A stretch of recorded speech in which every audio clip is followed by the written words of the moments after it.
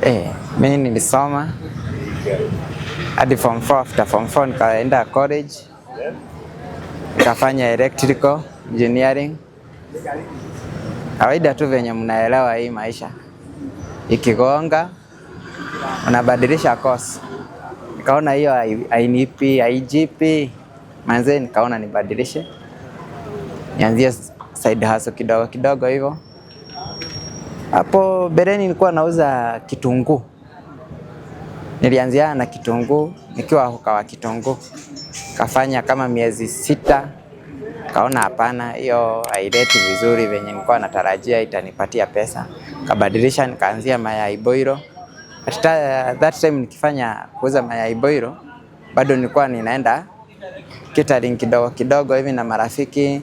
Nikaanza kujifunza catering pole. Hadi hapo sasa penye nikafika kuwa pia mimi ni chef.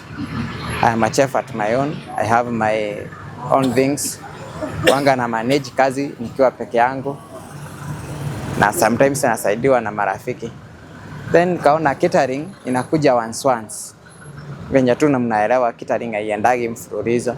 Nakuja once. Kaona acha nitafute side hustle yenye itakuwa inanishika hiyo time yenye si uko busy. Tena unajua mtu akiwa idle hauna do, uko idle utaanza kufikiria story mingi.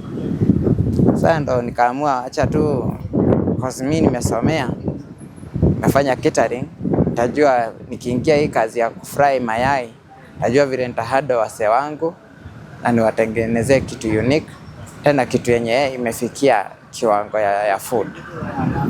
Kwa sasa nikaamua nianzie hii biashara ya kukaranga mayai.